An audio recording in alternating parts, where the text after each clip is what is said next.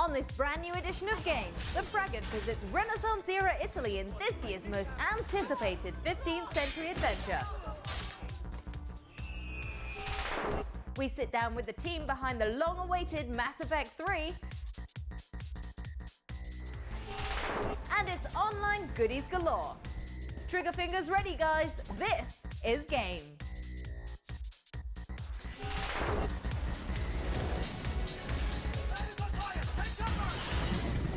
Hello and welcome to another episode of the show that you guys just adore. It's your Geektastic Game.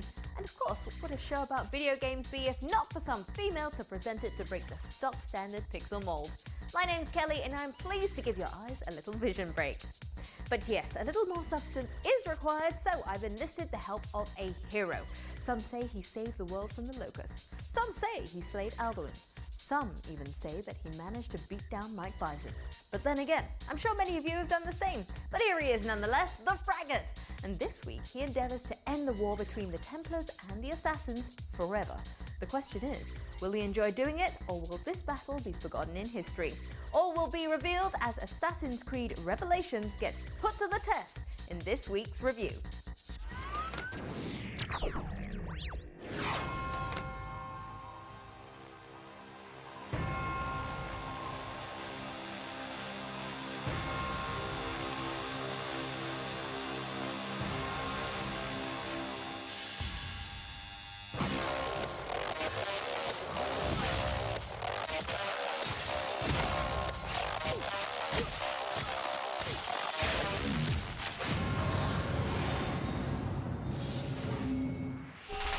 Hey, what's up? Fragate back in the gaming den this week. Now in this week's review, it's time to go all stealthy as we don our capes and check in with the latest game in the Assassin's Creed franchise.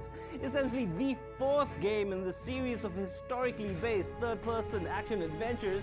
This is Assassin's Creed Revelation. Coming just about a year after the last title called Assassin's Creed Brotherhood, Revelations is unique in that it features all three heroes from the previous games back together in a final conclusion to a story which began all the way back in 2007. Now, if you're a little confused about the plot, well, I'll try to clear things up a little. If you're new to the Creed games, the story so far revolves around the lives of three men.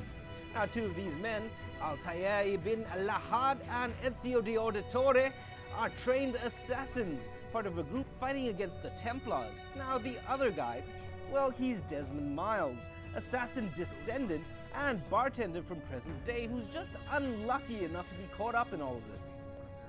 Now the reason for this is a machine called the Animus, a device capable of allowing Desmond to access his magic DNA and relive the lives of his ancestors. Revelations opens up with Desmond stuck in a new area of the Animus, his mind trapped in a sort of virtual reality, and the only way to reform his brain and eventually escape is by piecing together bits of history from Ezio's and Altair's memory. So, great stuff, essentially a setup for the best of Ezio's and Altair's greatest hits. This time, we're headed to Ottoman-era Constantinople, the former Istanbul and Europe's largest and wealthiest city during the Middle Ages. But aside from a new city, what else can gamers expect from this year's Creed? Well, my fellow assassins, let's find out.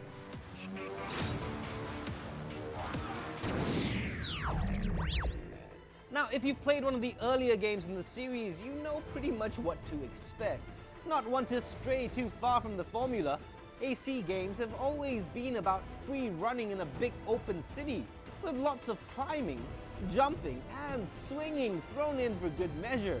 But I think with Revelations, the thing I really liked was how much they've improved upon this formula with tweaks to the gameplay. Time to go visit my uncle. My hook blade. First up in your new list of kit, something called the Hook Blade.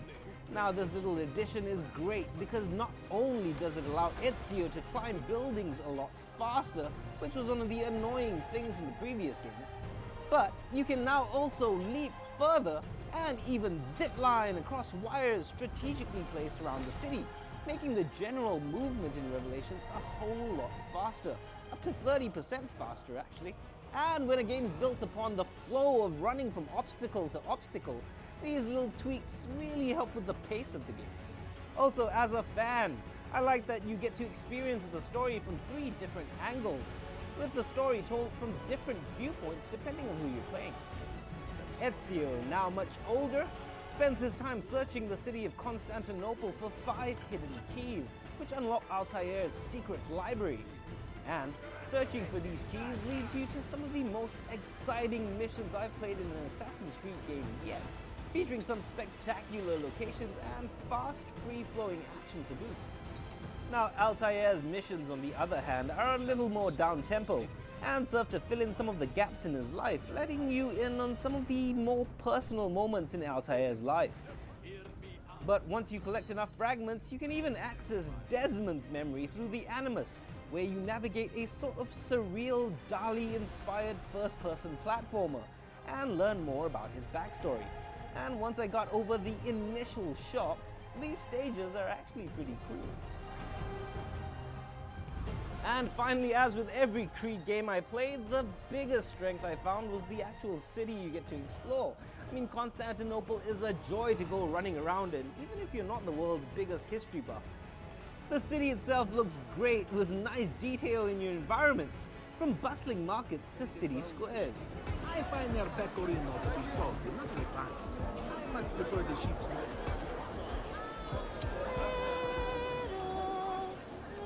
Different accents and bits of music can be heard all around the world, and on the whole, the environments just have this lived-in feel.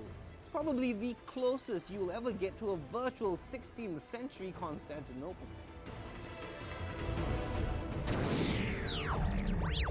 Now, the main weakness to Revelation is that if you played last year's game, Assassin's Creed Brotherhood, then Revelations is pretty much just an update of that. And aside from the change in location and all the tweaks to the gameplay that I mentioned, you're pretty much playing the same game. The economic minigame where you purchase property is back, as is the hide-and-seek multiplayer. But also making a return are some of the annoying flaws in programming, like enemies who just stand around to get stabbed, and random weirdness in how your companions behave. Not a game breaker, but definitely shows that Revelations is more of an evolution than a revolution in the series. In the end though, whether or not to get Revelations really depends on how much you want to see a new Assassin's Creed game set in an all-new city. Now don't get me wrong, it's a great game set in a fantastic setting, and as an open world game ticks all the right boxes with a ton of activities to get lost in at any time. Now if this is your first Assassin's Creed game, then great, because with all the small tweaks, Revelations is hands down the best playing Assassin's Creed so far. But if you consider yourself an old hand with these games, or maybe you've just picked up Brotherhood, then you might want to pick up one of the other holiday blockbusters before returning to Assassin's Creed when it's a little discounted.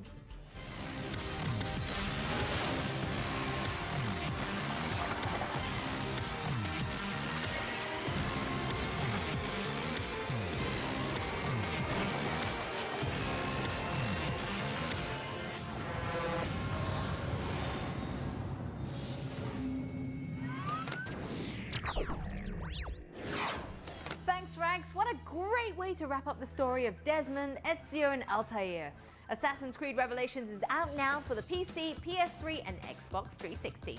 Okay, pee break, go do the deed, grab a drink, whatever. Just be back here in 2 because when the game returns, it's free! Titles you gotta get, but you're able to try before you buy. And games that'll give your wallet a well-deserved break.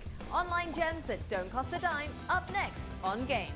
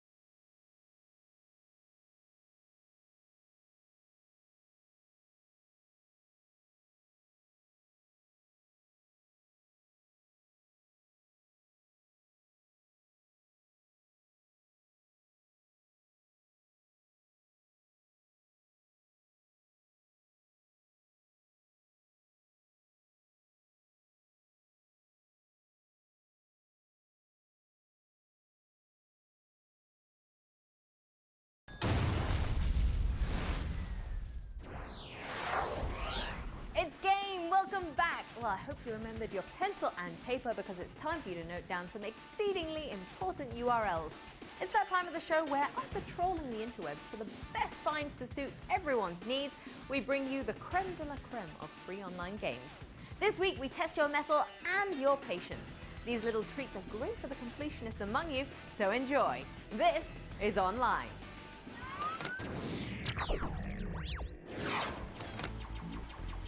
On the run in this speedy edition of Online, get ready to go AWOL in your very own V-car. Placed in the shoes of the legendary Steve McQueen, well, not really, just some guy in a prison uniform, really. But take control of your machine of freedom as you put pedal to the metal in a madcap dash for freedom. Now, needless to say, the prison guards aren't going to just let you walk out in one piece. Maneuvering your chariot of escape with simple keyboard strokes, point and click to let loose ground-shattering rounds of ammunition. And if you're ever in a tight spot, just hit the spacebar and up and away you go with your V-car employing its thrusters, lifting you above the chaos and destruction on the ground. So if you feel like starring in your very own great escape, make like a bandit and grab this at the link below. I like big blocks and I can't deny. Moving from one tight spot to another, we check in with a curious little puzzler all about the art of moving bricks. In Interlocked, your job as Puzzle Paladin is to pull apart the interlocking pieces on your screen. Easy! Well, no. A challenging game which will really test your planning and patience. Move and jiggle those blocks till they finally come apart. Finish a puzzle and you're presented with a brand new one, with each stage ramping up the difficulty. Luckily though, there's no time limit, so if you feel you've messed it up, just reset the puzzle and get going again. A nice little mental distraction for a hard day at the office. Get Interlocked at the address below. And finally, hitting our last stop on this week's online journey, it's a trip through some dark corridors with an illuminating twist to the platform genre. Light Hunter is an action platformer set in pitch darkness. Now, your job as infiltrator is to use the lamps and bulbs available in your inventory to light your way through this maze of death. Literally requiring players to look before they leap, take caution in your approach because one false move and it's Betty bye time. With levels riddled with spikes and unfriendly robots looking to stick it to you one way or another. If you think you've got the goods, grab that flashlight and head over to the link below.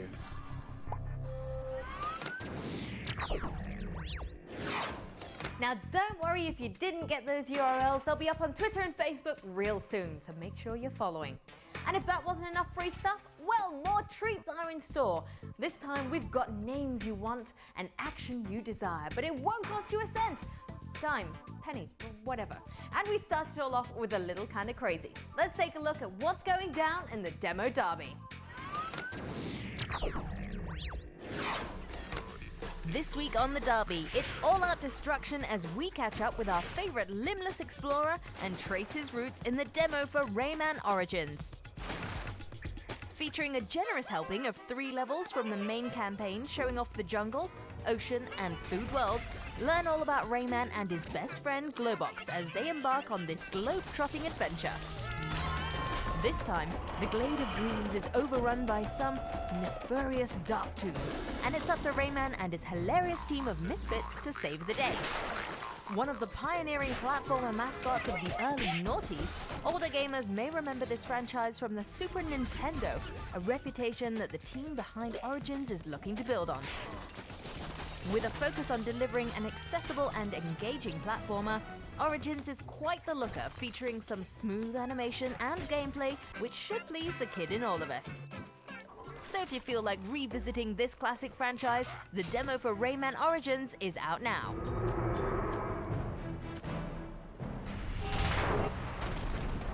Also up on this week's Derby, we strap on in and take to the skies in a high-speed race amongst the clouds in Skydrift.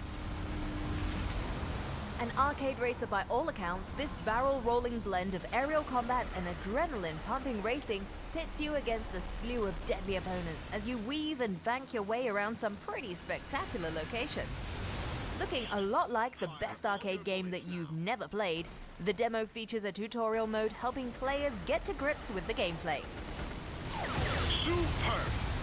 Also included is stage 1 of the campaign, where all the rules are thrown out the door and it's every pilot for himself. Players can attack other planes by flying through power-ups, each with their own unique action. So whatever your poison, be it a shield to protect yourself or homing missiles to knock your opponents out of the sky, we've got you covered. And remember, if you can't overtake them, just shoot them down. The demo for Skydrift is out now.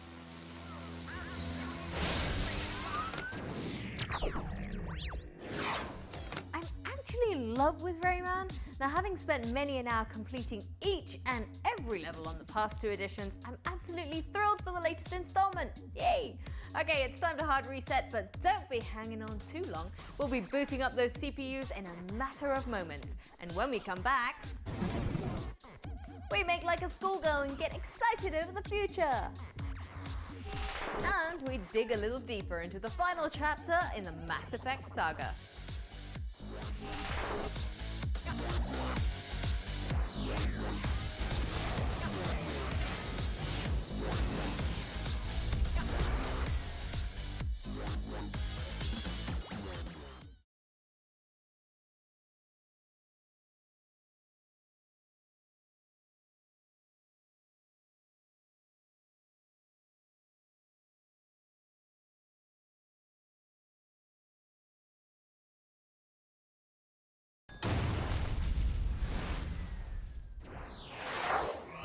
Kelly's the name, and this is Game. Welcome back to the last little bit of the show, but I promise it'll leave you hankering for more. So sit back and buckle up, because we're about to take you on an adrenaline-pumping ride as we look ahead to some of the killer titles set for release in the coming months.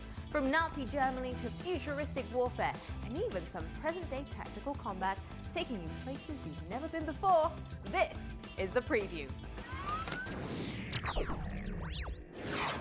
First up on this week's preview, it's a trip back to good old Deutschland, back in the days of Nazi rule. Brothers in Arms Furious 4 is a brutal first-person shooter following the exploits of 4 fierce and fearless warriors on the trail of the Führer himself.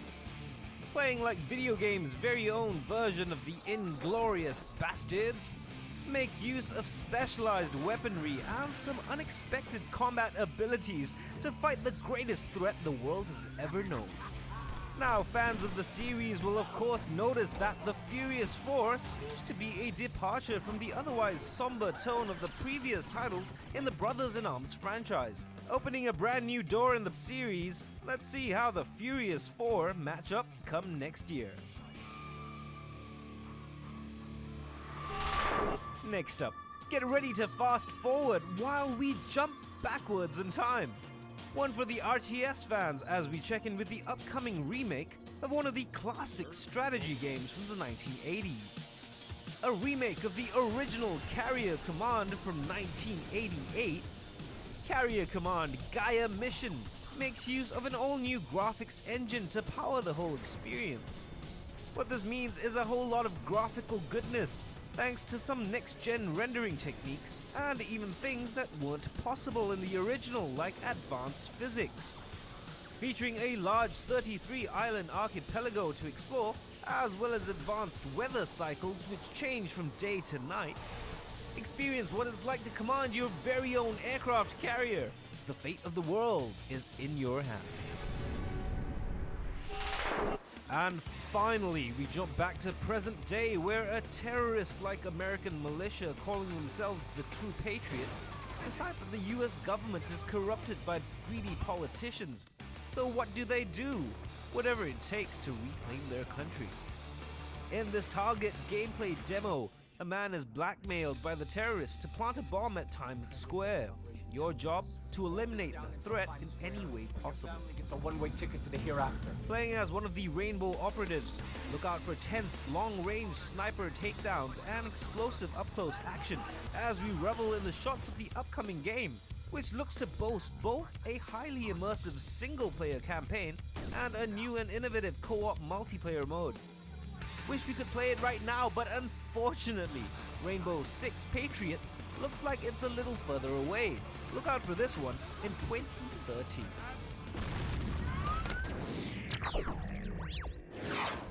Now, I know that wasn't actual gameplay, but considering how good games look these days, the final release may not look that much different. The new Rainbow Six sure does promise a lot. Alright then, it's time to turn our attention to a series which has captivated us since its first release in 2007, bringing an end to one of the most epic game trilogies of all time, which also marks the last appearance of Commander Shepard. Here's a behind-the-scenes look at one of the most anticipated shooters of next year. Hold on to your knickers as we go inside Mass Effect 3.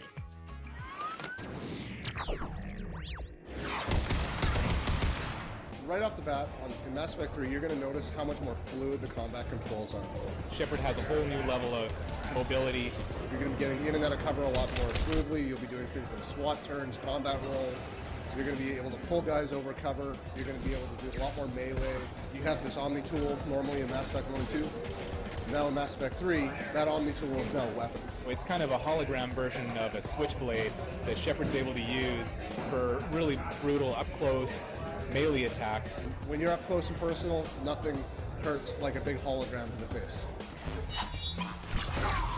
We're going to be focusing on showing a mix of combat and a mix of the story elements and the improvements we made at storytelling at E3 this year. Reports are coming in from other major cities. It's a well-coordinated attack. So Mass Effect 3 will open up with Earth actually being invaded by the Reapers. And we want to really portray the awesomeness of that event. If you haven't played a game in the Mass Effect series before, Mass Effect 3 is really a great place to start. Whereas Mass Effect 1 and 2 were about Commander Shepard and his small crew, this is really the beginning, middle, and end of the whole galactic war. You'll be able to join your friends for 4-player co-op missions where you're really fighting for control of locations throughout the galaxy. But what's really amazing about multiplayer in Mass Effect 3 is that for the first time you'll be able to take control of characters that you've never been able to play before. You can be an Asari, you can be a Drell, you have access to all the different classes and many of the different races that you've seen in the Mass Effect series, but you haven't been able to play before. Because it's been an integrated design effort, we've created something that is a cohesive experience between the multiplayer and the single-player aspects of Mass Effect 3. These places that Commander Shepard is trying to secure across the galaxy as part of your war assets on the single-player side, you're fighting to control those on the multiplayer side. And the better you do, the more you control, the better your single-player ending will be. Ultimately, it's about adding more player choice. If you want to do a really complete single-player playthrough, then you can absolutely get to the highest levels of success in the endgame. But you also now have an alternative. You can take more of that experience into multiplayer. It's actually part of your canon storyline as Commander Shepard. One of the biggest concerns that we've heard is that by taking on multiplayer, maybe we're taking away from what could be applied to the single-player story, but by adding multiplayer, we actually have the opportunity to make use of an additional team that we've been growing over the years, specifically around the expertise in doing multiplayer programming, design, and art, so you get a single-player experience that's as polished, it's got all the amazing moments, but at the same time, we've been able to add through the addition of BioWare Montreal this new capability to do multiplayer for the first time. We've worked really hard to make a fun experience, and we're now at the point where developers that have been working on it all week, all day on Friday, will stay until the wee hours of the morning playing multiplayer. And that, to us, is the biggest testament to the fact that it's just a tremendous amount of fun. It continues to be fun day after day, and we're just so excited for players to be able to get their hands on it. Mass Effect 3 really is the epic ending of the trilogy, and that it's really there to finish Commander Shepard's story. There won't be an Earth left to save.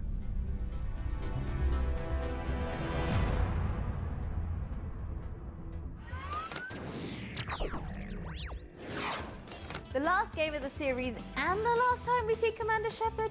Well, I'm sure the guys at BioWare are gonna make it one epic farewell.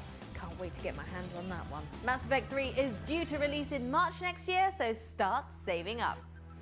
And with that, I think it's time to wrap it up. Thanks for staying with me. I'll see you again next week, same time, same place. But in the meantime, you can catch up with our previous episodes on our website, espnstar.com/game.